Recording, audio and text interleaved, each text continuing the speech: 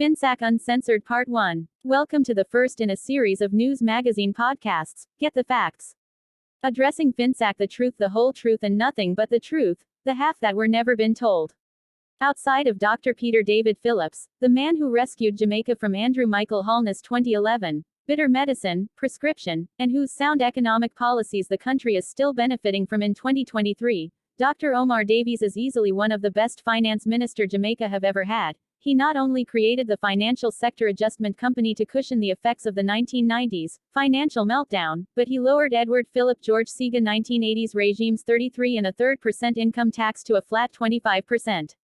Dr. Davies also created the income tax threshold, yes, the same threshold the Jamaica Labour Party used as a campaign tool in the 2016 general elections. He started the threshold to protect workers from excessive taxation.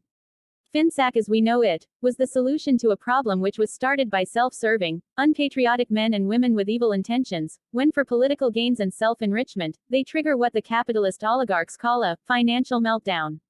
This crisis started during the Jamaica Labour Party's JLP's second term of the 1960s. Edward C. Haaga, the party's bright spark. At the time, he was to the party then what Holness is to them now, their trump card, their great white hope. The party revolved around him. Seaga, a Harvard-trained anthropologist whom had mastered the art of gerrymandering, he, like others who came after him e.g., Dr. Nigel Andrew Lincoln Clark, for obvious reasons had taken a liking to Jamaica's finances. He was credited with the transformation of the national currency from pound, shilling and pence to dollars and cents. It was said that during that same regime of the 1960s Haaga created the Citizens Bank among other financial institutions. Fast forward to the JLP's 1980s regime with Seaga as Prime Minister, and with him still masquerading as Finance Minister. He was often referred to as a financial wizard by family members, friends and other well-wishers. Sadly, this kind gesture seems to have gotten to this anthropologist's head, so like he did in the 1960s, Haaga went on to grant financial licenses to a number of party sponsors, known party supporters, personal friends and other close associates. These institutions, whether they were banks, building societies, credit unions or insurance companies, did not have enough capitals to sustain their operations. They just did not have enough money or financial backing to be granted such a license in the first place. You talking about Citizens Bank from the 1960s, Caldon Finance Group, Century National Bank, Eagle Permanent Building Society, Workers Bank of Jamaica, Blaze Trust and Merchant Bank to name a few. Since these institutions did not meet necessary requirements to be granted these licenses, I think it is more than fair to refer to them as Ponzi schemes. Citizens Bank, it is said, was so deeply entrenched into the JLP's constitution that even the color of the workers' uniform was the good old Bustamante green. The following is a list of some of the CEOs of the Edward C. Haaga-powered Ponzi schemes. Richard Downer, Delroy Lindsay, Donovan Crawford, Henry Fullerton and his daughter Nicole, Oswald G. Harding, Dr. Paul Chen Young, who would later become a co-founder of the infamous Stocks and Securities Limited, and who, like the others mentioned above, ran away to the USA when it became evident that a financial crisis was looming. My question to them is, why run away if you were so sure it was the government that was at fault, and not you? Dr. Chen Young would return to Jamaica only after his party gained state power in 2016, he died sometime after. The stocks and securities Ponzi scheme also feature key players such as Hugh and Mark Croskery, Holness, Dr. Clark among other well-connected characters. Even though they weren't financially stable, the Seaga Ponzi schemes with little or no liquidity, i.e., cash to operate with, would use the funds from depositors' savings to offer as loans to borrowers. To fund his failed Carinosa Gardens investment, Haaga borrowed $20 million from his friend Don Crawford over by Century National and forget he ever did. Delroy Lindsay of Workers Bank bought a side chick a 3-bedroom house for her birthday. Dr. Chen Young used all the money in the Eagle Group of companies to build a 5-story hotel in the hills of St. Andrew. A lot of JLP supporters and ordinary citizens took out exorbitant loans, putting up their houses and other valuables as surety, defaulted on these loans, then complained about high interest. What do you expect when you do not pay back your loan premium in a timely manner?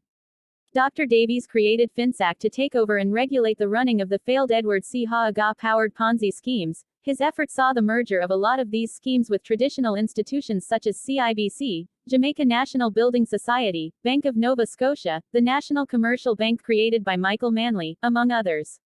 My personal experience with this crisis, I turned up at the Eagle Permanent Building Society one Monday morning to see a big chain locked on the glass door with a notice that reads, account transferred to Jamaica National Building Society, and it gave the address of the branch. I went to the given address and there existed an account with my money. I got back my money because of the creation of Finsac. Ex-banker Nicole Fullerton gets 12 months. March 2, 2007, 12 a.m. Nicole Fullerton, former acting operations manager of the failed Caldon Finance Group, was yesterday sentenced to 12 months in prison for fraud. Fullerton, who was late last year found guilty of obtaining money by false pretenses and fraudulent conversion, was sentenced yesterday when she appeared before the Halfway Tree Resident Magistrates Court. However, immediately after being sentenced by Judith Pusey, Fullerton's attorney, Jacqueline Samuels Brown, gave notice that she intended to appeal the guilty verdict, and Fullerton was subsequently granted bail in the sum of $6 million, pending the outcome of the appeal. When the matter was called up in court, Samuels Brown presented 3 character witnesses, including Dr. Agri Irons, who Fullerton had been seeing in recent months, to give testimony on her client's behalf. She then made submissions to the magistrate to secure a non-custodial sentence for her client. At the end of Samuels Brown's submissions, however, Pusey remained firm in her decision to imprison Fullerton for both offenses and sentenced her to 12 months in prison on both charges. However, the sentences will run concurrently, leaving Fullerton to serve only 12 months behind bars.